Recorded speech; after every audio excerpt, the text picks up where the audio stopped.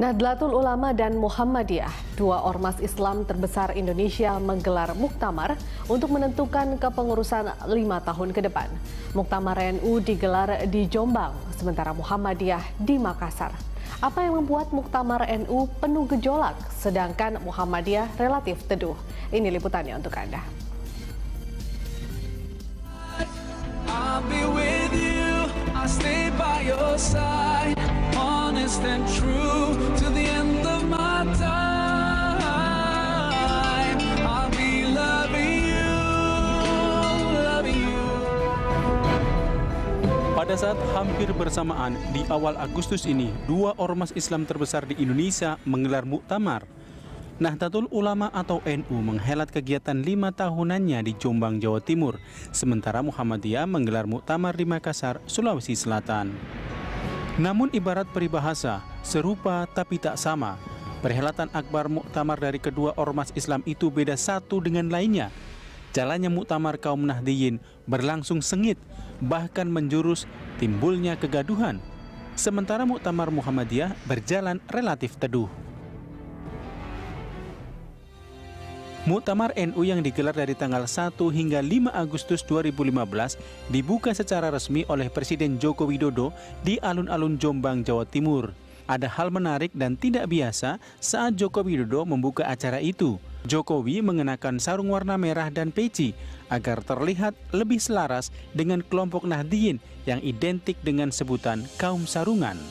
Jokowi juga memuji tema Muktamar NU ke-33 yang mengangkat tema Islam Nusantara di tengah maraknya radikalisme yang mengatasnamakan agama. Tapi di luar perkiraan banyak orang, Muktamar NU berjalan kurang kondusif. Gelagat kegaduhan muktamar mulai terlihat saat sidang pleno membicarakan tata tertib di pasal 14, tapi berhasil diredam. Kegaduhan mulai muncul kembali saat membahas pasal 19 tentang cara pemilihan Rois Am PBNU dengan cara musyawarah mufakat atau ahlul hali wal akdi atau ahwa. Terjadi pro kontra antara yang setuju ahwa ataukah voting secara langsung. Perbedaan pendapat ini demikian keras dan tidak ada titik temu karena masing-masing pihak saling bertahan pada keinginannya. Kegaduhan tata tertib akhirnya bisa dituntaskan setelah pejabat Rois Am PBNU Kiai Haji Mustafa Bisri hadir di arena muktamar.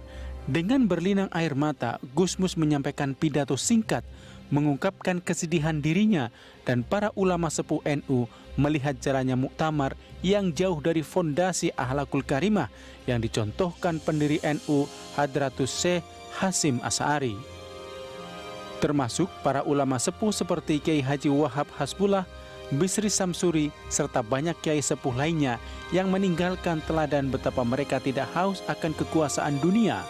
Hitoh NU yang kini seolah mulai luntur dari generasi penerus Nahdiyin. Untuk menjadi pegangan muktamar, Gusmus memberi solusi. Di antaranya, apabila ada pasal yang belum disepakati dalam muktamar tentang pemilihan Rois Am, tak bisa melalui musyawarah mufakat, maka akan dilakukan pemungutan suara oleh para Rois Suriah dan tatib yang sudah disepakati perlu segera dilakukan. Sentilan Gusmus ini mampu mencairkan kebuntuan soal tatib yang sempat memanas. Sejumlah Rois Suriah, pimpinan wilayah NU dan pimpinan cabang NU se-Indonesia serta pimpinan cabang luar negeri akhirnya menyepakati sistem musyawarah atau model ahlul hali wal akdi atau ahwa dalam menentukan jabatan Rois Am PBNU 5 tahun mendatang. Total yang setuju adalah berjumlah 252 suara, yang menolak adalah 235 suara. Akhirnya, dari usulan 508 pimpinan cabang dan wilayah NU se-Indonesia, terpilih 9 orang sebagai anggota ahlul hali wal akdi atau ahwa. Ke-9 orang ini akan menentukan siapa Rois Am yang akan memimpin PBNU periode 2015-2020. Setelah bersidang, tim ahwa menetapkan dan memutuskan Kiai Haji Mustafa Bisri terpilih sebagai Rois Am dan Kiai Haji Ma'ruf Amin sebagai wakil Rois Am, meskipun saat pengumuman Gusmus melayangkan surat keberatan untuk dipilih kembali sebagai Rois Am. Tapi 9 anggota ahwa tetap menetapkan Rois Am PBNU dijabat oleh Kiai Haji Mustafa Bisri. Setelah Rois Am dan wakilnya terpilih, Maka pada sidang pleno berikutnya, Muktamar ke-33 di Alun-Alun Jombang melanjutkan ke pemilihan Ketua Tanfiziah atau Ketua Umum Pengurus Besar Nahdlatul Ulama.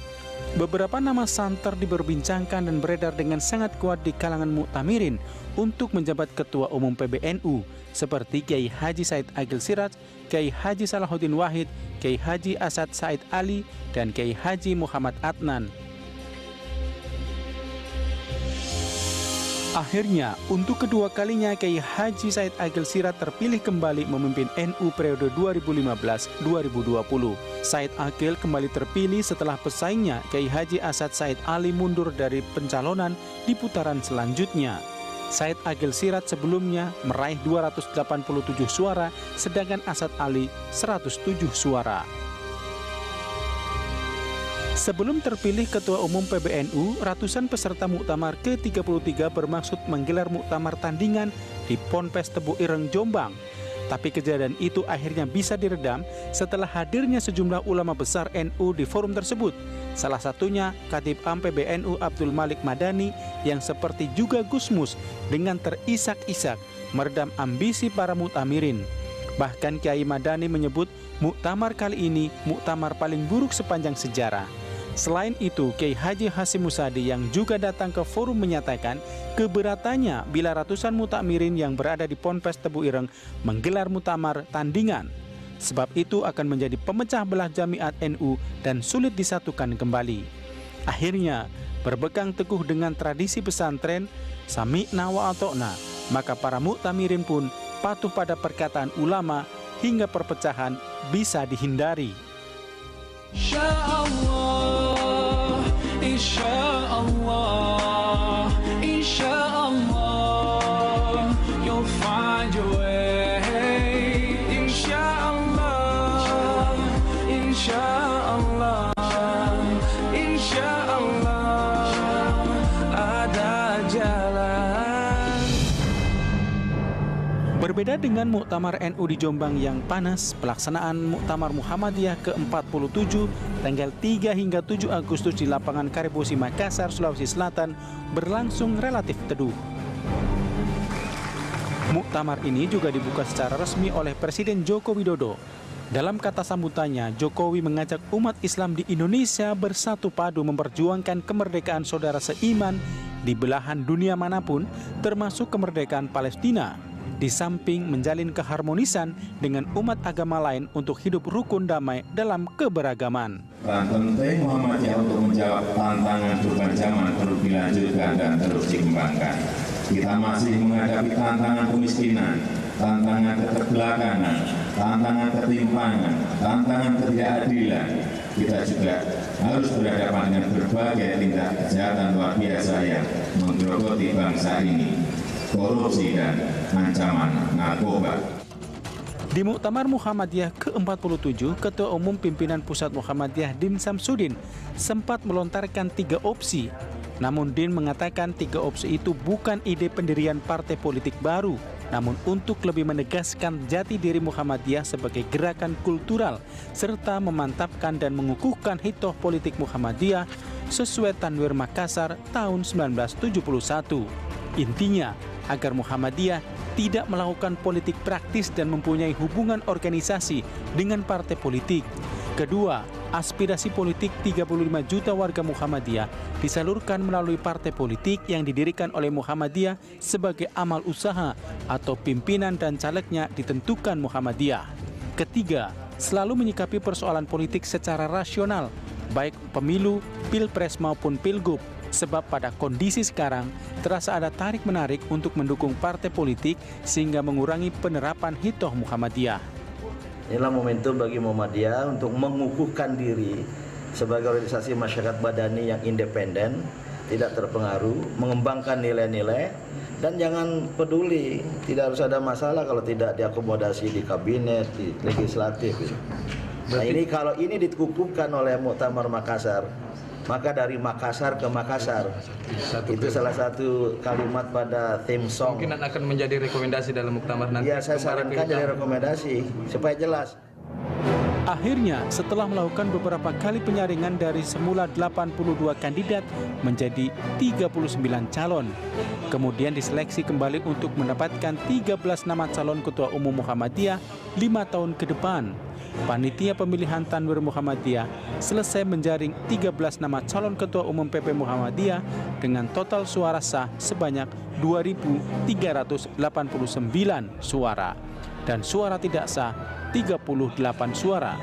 Dari ke-13 nama itu, Haidar Nasir menduduki peringkat pertama dengan 1.947 suara dan berpeluang besar menjabat Ketua Umum PP Muhammadiyah periode selanjutnya. Berikutnya peringkat kedua, Yunahir Ilyas yang memperoleh suara 1.928 suara. Sementara Bustro Muqaddas, mantan pimpinan KPK, menduduki peringkat 4 dengan perolehan suara 1.811 suara. Ke-13 orang terpilih itu nantinya akan menggelar musyawarah untuk menentukan seorang Ketua Umum PP Muhammadiyah. Yang 39 itu semuanya insya Allah akan menjalankan amanat dengan baik jika muktamar itu memilih. Dan sekarang sudah terpilih 13. Insya Allah yang 13 itu juga akan menjalankan dan siap menjalankan amanat PP Muhammadiyah. Amin. Amanat Muhammadiyah, amanat muktamar Muhammadiyah. Di lain pihak, terpilihnya ke-13 nama itu memunculkan kekecewaan pimpinan Pusat Nasihatul Asyiyah sebab dari nama itu tak satu pun wakil dari perempuan. Padahal Muhammadiyah memiliki beberapa kader perempuan terbaik yang masuk dalam 82 nama yang disodorkan sebagai calon tetap. Bagaimanapun juga, terlepas dari dinamika yang terjadi di kedua ormas Islam terbesar Indonesia itu dalam arena muktamar, mereka tetap menjadi garda terdepan bangsa Indonesia dalam menjaga keutuhan dan kerukunan umat beragama agar tetap dalam bingkai negara kesatuan Indonesia yang berbineka tunggal ika. Dengan demikian, menipis stigma adanya dominasi mayoritas atas minoritas sehingga wajah Islam Indonesia benar-benar menjadi rahmatan lil alamin bagi semua kalangan. Tim Liputan, Berita 1.